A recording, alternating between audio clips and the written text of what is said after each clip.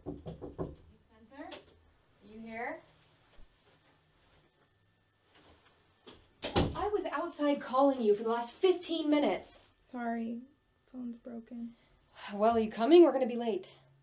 No. No, we are not going to be late. No, as in no, I'm not coming. Please don't do this today. These tickets were not easy to get, and I had to plead with the box office to let me exchange them after you flaked on me last week. Amy, I don't want to get eaten by a dinosaur. What? I was watching this movie last night, and this woman, I don't even think her character has a name. Maybe she does, but I don't remember it. Anyway, she's just this personal assistant to some big shot, and her whole job that day is to just watch this big shot's kid nephews as they walk around an amusement park. Boom, out of nowhere, she gets eaten by a dinosaur. Well, first she gets carried around by a dinosaur, and then she gets eaten by a different dinosaur. But still, I don't want that to happen to me. That's not going to happen. I know, that's why I'm staying here. Spencer!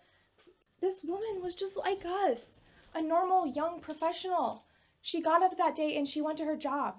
She was texting at work probably about what she was going to do that weekend, maybe friends or family she was going to see.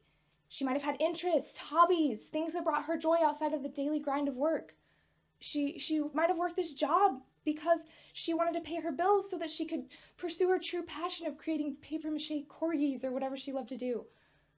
But this woman is dead. And her mother is getting a call from a Jurassic World attorney letting her know that her daughter was eaten by a genetically engineered mosasaurus. My mother sacrificed so much, she's not going to get that phone call because of me. This was a movie. That woman is an actress. She is alive and well. You don't know that. Okay, then. Here's her IMDb. That's not her. I mean, that woman might have been killed by a dinosaur too. They didn't show what happened to her. Her death would have been as insignificant as her life. Oh my God. If I can guarantee you that there will be a 0% chance of you being eaten by a dinosaur, will you get out of bed? But what about aliens? Spencer! What if this giant wormhole opens up in the sky and then all these killer aliens start pouring out of it? And then if that weren't bad enough, Captain America, Thor, the Hulk, the freaking Hulk come down and start smashing everything, people's cars and offices and apartments, everything. Was that movie on before Jurassic World? Yes, but that is not the point. A person could just be walking down the street, minding her own business, and then out of nowhere, the Hulk drops a Subaru Forester on her head. Splat. It could happen to anybody. It can't. Not to me if I stay here. The heroes, they always end up okay. It's us ordinary people who are just one malfunctioning fence, one pile of falling debris, one wrong place, wrong time away from... And no one will care. Just like that lady at the dinosaur park. I promise.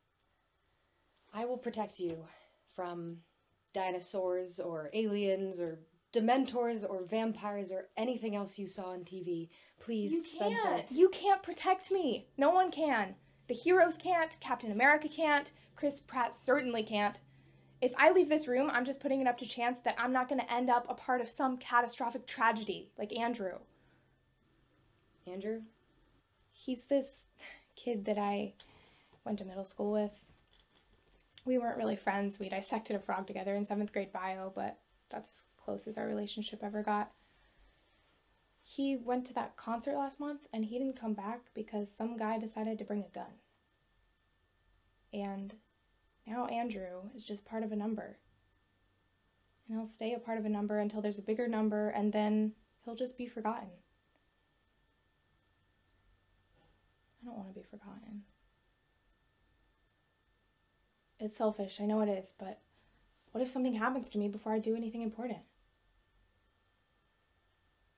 My whole life, my entire existence would just be a waste of matter and space. And what if I never do anything important? I face the world and I have nothing to show for it. I live to be 80 or 90 or 104. My sole accomplishment is just living to be 104. And the people will read my obituary and all they'll care about is what I ate. Oh look, she ate Taco Bell. Told you those nutritionists were full of it. Pass me a chalupa. I don't know what's worse. Not being given enough time or failing with the time that you are given. It could have been me. I could have been at that concert. Well, I could couldn't have been because I hate country music, but you get it. Metaphorically, I could have been there. I could have been at any of those places. You still can be. No. I'm going to stay here. I'm going to live to be 104, and then at least I'll be known as the Taco Bell Hermit. It's better than being forgotten. What do you think Andrew would say if he knew that you locked yourself in your room because of him? He'd say, "Who's Spencer?" And after I reminded him of your middle school bio days, and he's like, "Oh, that's Spencer. She's awesome." He'd be shocked. He'd be like, "That girl tore into that frog with such reckless abandon," I assume, "that I am stunned, dare I say downright flabbergasted, that anything could slow her down." So your Andrew's from Kentucky? I never met him. But I know you. And I know that anyone who knows you would say that you are fierce and tenacious. And you aren't going to be forgotten without a fight. Thanks.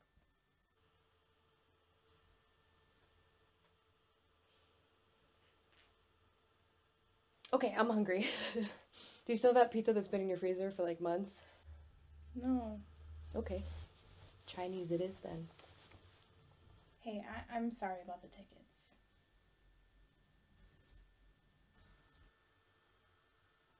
Screw 'em. We'll stay in tonight and take on the world tomorrow. You up for a movie? I think I saw Donnie Darko streaming. Haven't seen that in a while. You know, that's about a kid that gets killed sitting in his bed by a falling jet engine. I'll chance it.